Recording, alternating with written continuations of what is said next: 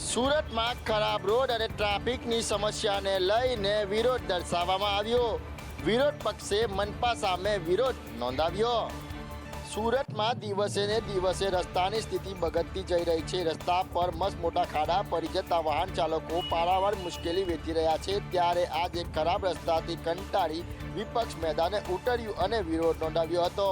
पूरा गाम थी सारा दरवाजा सुधी विपक्षना नेताओं रेली योजी सूत्रचार कर्या हता। विपक्षना आक्षेप है कि घणा समयथी लोको खाड़ाथी परेशान है। ट्राफिक में एम्ब्युलन्स पर फसाई जाए छे। रस्ता पर जता लोकोना अकस्मात थाय छे। जनता ने कोई पण सुविधा अपाती नहीं। त्यारे आ समस्यानो तात्कालिक उकेल आवे तेवी मांग विपक्षे करी छे।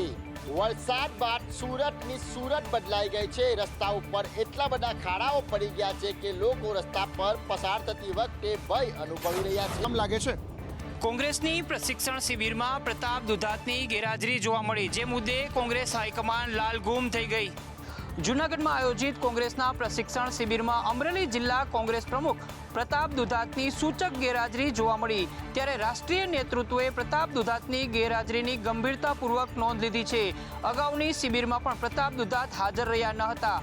એક તરફ કોંગ્રેસના રાષ્ટ્રીય અધ્યક્ષ મલ્લિકાર્જુન ખડગે ગુજરાતના નેતાઓના ક્લાસ રહી રહ્યા છે, તો બીજી તરફ અમરેલી કોંગ્રેસ પ્રમુખ પ્રતાપ દુધાત ન આવતા હાઈકમાન્ડ લાલઘૂમ થઈ ગઈ હતી। તો પ્રતાપ દુધાતની ગેરહાજરી પર લાલજી દેસાઈએ જણાવ્યું કે આ અમારી આંતરિક બાબત છે। મને લાગે છે કે એમણે અત્યારે વિધિવત રીતે રજા ચિઠ્ઠી મોકલી છે। એમના કાકાનું અવસાન થયું છે અને આવા દુઃખના પ્રસંગે અમે લોકો જે છે એ રાજનીતિક ચર્ચાઓ ના કરીએ। જો કે કારણ ગમે તે હોય, પરંતુ પ્રતાપ દુધાતની ગેરહાજરી મુદ્દે હાલ તો રાજકારણ ભારે ગરમાયું છે।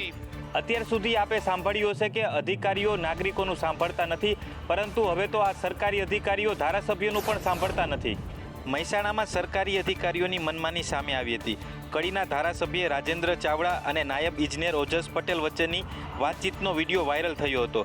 ધારાસભ્યે તાલુકા પંચાયતના નાયબ ઇજનેરને ખાડા પૂરવા લોકોની હાજરીમાં ફોન કર્યો હતો, પરંતુ અધિકારીને કહેવા જતાં અધિકારીએ ધારાસભ્યને સીધી જ ના પાડી દીધી। જોકે આ વિડીયો વાયરલ થતાં એમએલએ રાજેન્દ્ર ચાવડાએ નાયબ ઇજનેર ભૂલ સ્વીકારી હોવાનો દાવો કર્યો છે અને ઘીના ઠામમાં ઘી પડી ગયું હોવાની વાત કરી છે। તો આ વિડીયો કોણે ઉતાર્યો શું એ મને તો ખ્યાલ નથી ને લોકોએ વિડીયો આ સોશિયલ મીડિયામાં મૂકી દીધો છે, પરંતુ એ પછી એ અધિકારીશ્રીને મેં બોલાવ્યા, અધિકારીશ્રી સાથે વાત થઈ, અધિકારીશ્રીએ પોતાની ભૂલ પણ કબૂલી અને જે પણ કોઈ કામ હોય જે રોડના એ કામ પણ કરવાની એણે ચાલુ કરી દીધું છે।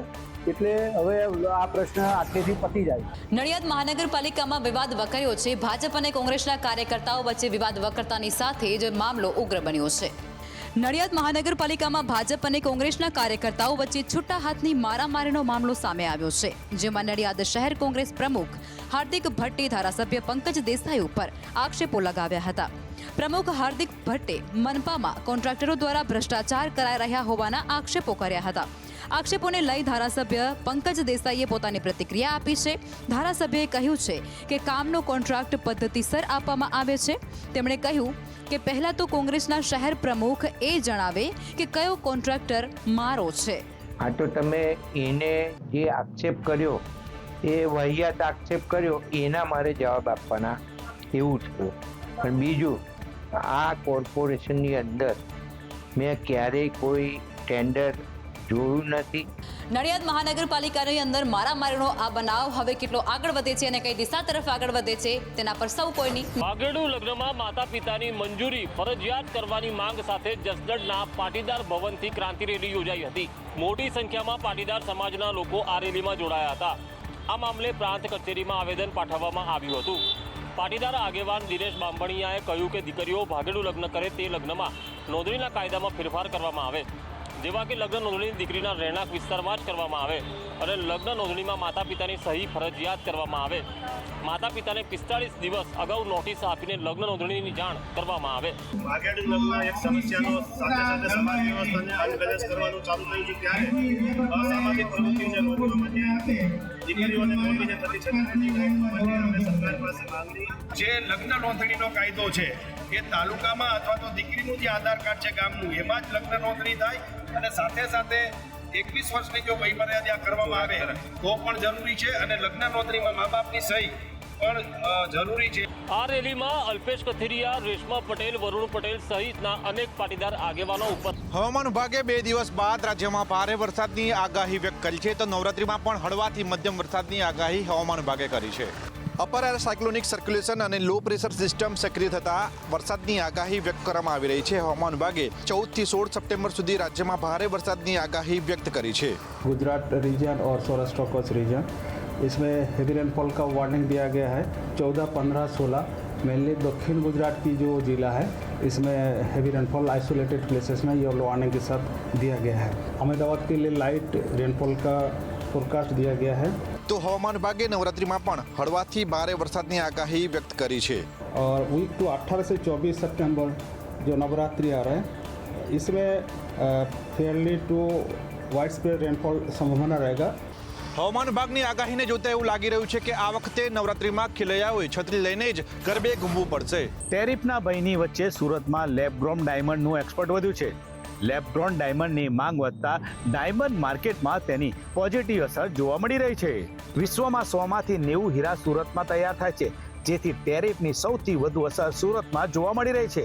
પરંતુ ટેરિફના ભય વચ્ચે અપેક્ષા મુજબ લેબગ્રોન ડાયમંડનું એક્સપોર્ટ વધ્યું છે.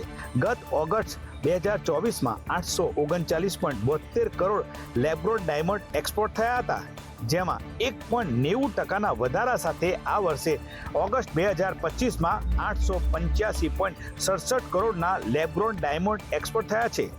મેકિંગ ઇન્ડિયાના કોન્સેપ્ટ સાથે જે પ્રમાણે લેબગ્રોન ડાયમંડનું આપણે રફ આપણે બનાવ્યું, કટન પોલિશ આપણે કરીએ, વેલ્યુટેશન આપણે કરીએ, આની અંદર થોડો ગ્રોથ જોવા મળ્યો છે. 2024 ઓગસ્ટની અંદર આપણું જે એક્સપોર્ટ હતો 839.72 કરોડનો હતો, જે આજે ઓગસ્ટ 2025ની અંદર 885.67 કરોડનો આપણું